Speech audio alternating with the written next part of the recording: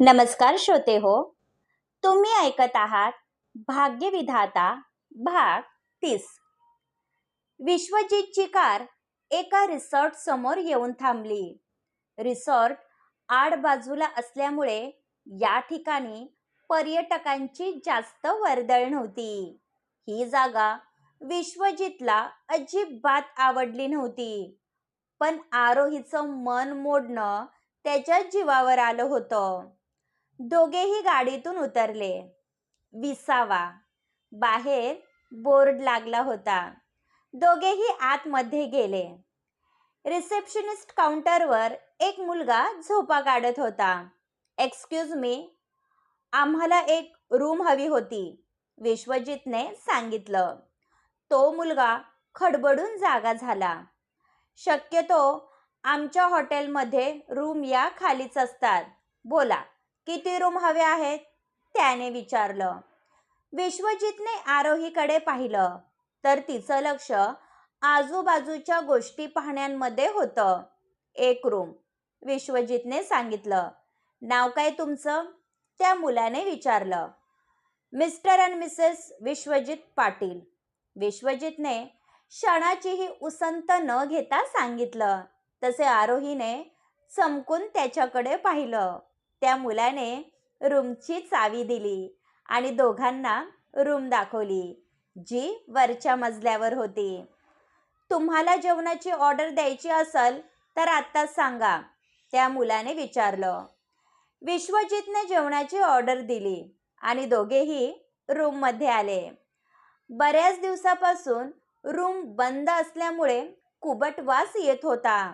त्याने खिडक्या उघडल्या. तशी बाहेरची शुद्ध हवा आतमध्ये आली. तुला हीच जागा भेटली होती का आरोही? आपण थोडं पुढं गेलो असतो तर आपल्याला चांगलं हॉटेल मिळालं असतं, विश्वजित म्हणाला. आरोही भिंतीला पाठ करून शांत उभी होती. विश्वजित पुढे आला व तिचा चेहरा ओंजळीत घेतला. तुला अचानक काय झालं आहे? आधी फ्रेश होऊन ये, म्हणजे तुला बरं वाटेल, विश्वजित तिच्या डोळ्यांमध्ये पाहत म्हणाला. तिच्या डोळ्यातून अलगद अश्रू खाली ओघळला, ज्याचं कारण त्याला माहीत नव्हतं, पण नक्कीच काहीतरी कारण असणार हे त्याने ओळखलं होतं. बरीच रात्र झाली होती तरी अमित यांना काही केल्या झोप येत नव्हती. त्यांनी कबर्डमधून एक छोट्या आकाराची सिल्वर पेटी बाहेर काढली. ते जगाच्या पाठीवर कुठेही गेले तरी ही पेटी त्यांच्या सोबत असायची. त्यांनी कोड नंबर फिरवला आणि ती पेटी ओपन झाली.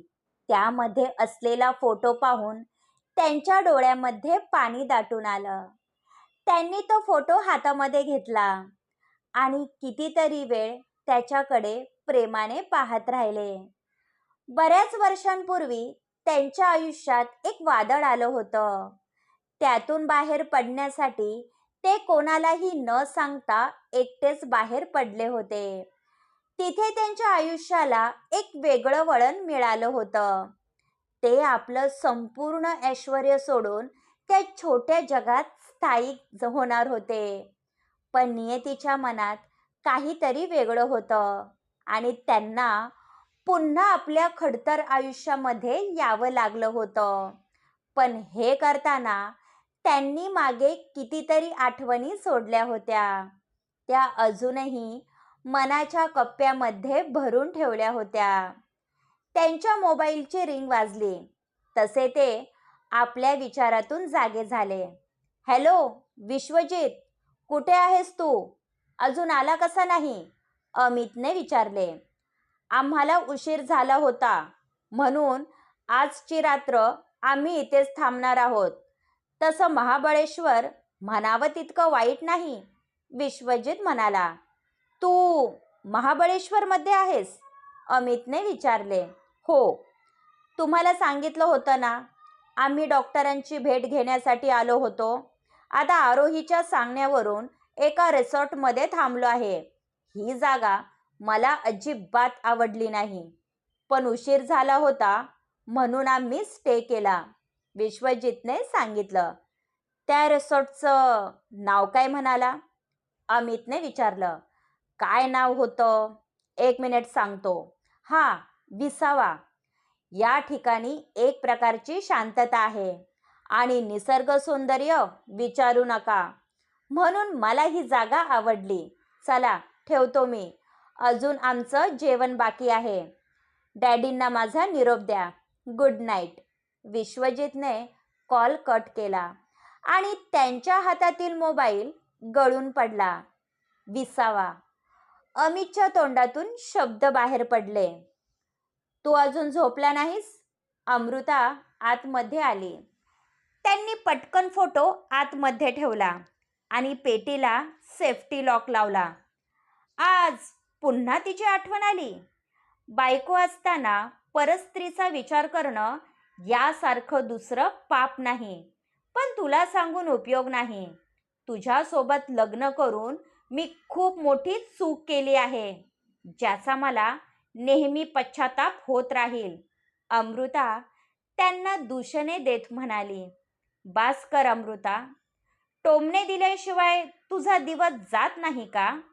मी कधीच तुझ्यावर रोकटोक केली नाही. मला माझं आयुष्य शांततेत जगू दे. अमित म्हणाले. तुझ्यासारखा स्वार्थी माणूस फक्त स्वतःचा विचार करू शकतो. तुझ्या अशा वागण्याचा मला किती त्रास होतो याचा विचार कर. आपल्यामध्ये मतभेद होते, तरीही मी माझं करिअर सोडून तुझ्या मुलीला जन्म दिला आणि प्रपंचामध्ये व्यस्त झाले. तरी तुझं समाधान झालं नाही. मी कधीच परपुरुषाचा विचार केला नाही, पण तू नको ते उद्योग करून मोकळा झाला, तरी मलाच दूषणे दे. तू कधीच सुखी राहणार नाही. अमृता बाहेर निघून गेली. अमित पुरते कोलमडून गेले होते. अमृताने त्यांना कितीही दोष दिला तरी त्या दोघांची मॅरेज लाईफ स्पॉईल होण्यासाठी तिचा स्वभाव कारणीभूत होता आणि अमृताचे हेच गुण त्रिशाने तंतोतंत घेतले होते, म्हणून तिचा स्वभाव हट्टी झाला होता.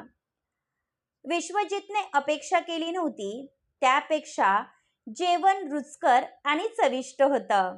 दिवसभर पोटात अन्न नसल्यामुळे त्याने जेवणावर चांगलाच ताव मारला होता. जेवण कसं झालं आहे मालक? त्या मुलाने विचारलं. लाईफमध्ये पहिल्यांदा चुलीवरच्या जेवणाचा आस्वाद घेतला आहे, हे माझ्याकडून बक्षीस. विश्वजितने त्याच्या हातावर नोट ठेवली, ज्यामुळे तो मुलगा खुश झाला. माझ्या बायकोच्या हाताला चव आहे. आम्ही गेस्टना घरासारखं जेवण देतो. तुम्हाला आणखी काही हवं असेल तर सांगा. तो मुलगा प्लेट्स घेऊन निघून गेला. दोघेही खुल्या वातावरणामध्ये जेवण करत बसले होते, पण आरोही अजूनही शांत होती, जे त्याला खटकत होतं. आणखी किती वेळ शांत बसणार आहे? तू ना खरंच इम्पॉसिबल आहे, विश्वजितने विचारलं. आरोही मोठमोठ्याने रडायला लागली. काय झालं आरोही? तू सांगितल्याशिवाय मला कसं समजणार? विश्वजित तिला प्रेमाने थोपटत होता. एकेकाळी हे हॉटेल माझ्या मामाचं होतं, आरोहीने सांगितलं, ज्याचा त्याला जबर धक्का बसला होता. व्हॉट? म्हणजे तू महाबळेश्वरला राहत होतीस? विश्वजितने विचारले. हो सर, हे माझे गाव आहे. हे हॉटेल माझ्या आजोबांनी बांधलं होतं. त्यांच्यानंतर ते माझ्या मामाच्या नावावर झालं. माझी आई आणि मामा मिळून या हॉटेलचा कारभार पाहत होते. माझा जन्म पण याच गावी झाला होता, पण माहीत नाही अचानक काय झालं आणि मी लहान असताना आम्ही आमचं हॉटेल आणि राहतं घर विकलं आणि वाईला शिफ्ट झालो, ज्याचं कारण आईने मला कधीच सांगितलं नाही. पण आता मला समजत आहे की त्यांनी असं का केलं असेल, आरोहीने सांगितलं. असं काय झालं होतं ज्यामुळे तुम्हाला घर सोडावं लागलं? विश्वजितच्या मनामध्ये कुतूहल निर्माण झालं होतं. त्यांच्या बर्बादीला कारणीभूत माझा जन्म आहे, ज्याची जाणीव आईने मला कधीच करून दिली नाही. माझी आई लग्नाच्या आधीच प्रेग्नंट झाली होती. आईच्या निधनानंतर मामीने मला ही गोष्ट सांगितली. माझे वडील कोण होते, त्यांचं नाव काय, मला काहीच कल्पना नाही.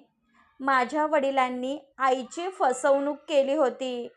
आता ते जिवंत आहेत की नाही हे पण मला माहीत नाही, आरोहीने सांगितलं, जे विश्वजितला अपेक्षित नव्हतं.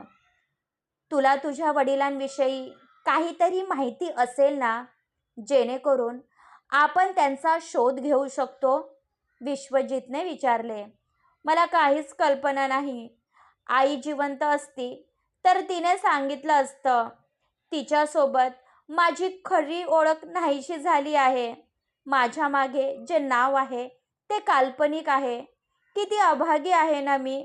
आरोहीवर काय बीतत असेल हे विश्वजित समजू शकत होता, कारण त्यानेही आपल्या आईला गमावलं होतं. तुझं दुःख मी समजू शकतो. आपण परिस्थिती बदलू शकत नाही. तुझ्यासमोर संपूर्ण आयुष्य आहे, जे तुला आनंदात जगायचं आहे. मी असताना तुला कोणाचीही गरज नाही. मी कधीच तुझी साथ सोडणार नाही. विश्वजितने तिला जवळ घेतले. आरोहीने पण त्याच्या भोवती असलेली हाताची पकड घट्ट केली. तो स्पर्श तिला हवाहवासा वाटत होता. मला माहीत आहे, त्या रात्री तुम्हीच होता. मग ही गोष्ट माझ्यापासून का लपवत आहात? मी गरीब आहे म्हणून तुम्हाला वाटत असेल की पुढे जाऊन मी तुम्हाला त्रास देईल, तर हा तुमचा गैरसमज आहे. माझ्या काहीच अपेक्षा नाही. मला फक्त तुमच्यासोबत राहायचं आहे. या नात्याला नाव मिळालं नाही तरी माझी काहीच हरकत नाही. आपण ज्या व्यक्तीवर प्रेम करतो त्याच्या सुखात माझे सुख आहे, आरोही म्हणाली. विश्वजितने तिची हनुवटी वर उचलली.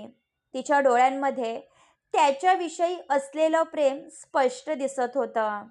त्याने आरोहीला उचलून घेतलं आणि रूममध्ये घेऊन गेला आणि दरवाजा लावून घेतला. तशी आरोही बावरली. तो काय करणार या विचाराने तिला धडकी भरली होती. त्याने आपल्या अंगावरचा शर्ट काढून बाजूला फेकला आणि तसाच तिच्या समोर उभा राहिला. आरोहीच्या मनामध्ये कुतूहल निर्माण झालं होतं. आरोहीने त्याचे दोन्ही खांदे पकडून त्याची पाठ आपल्या दिशेला वळवली. तिने जे पाहिलं त्यानंतर मनात कोणत्याही प्रकारची शंका उरली नव्हती. क्रमश पुढील भाग ऐकण्यासाठी आमच्या चॅनलला सबस्क्राईब करा. धन्यवाद.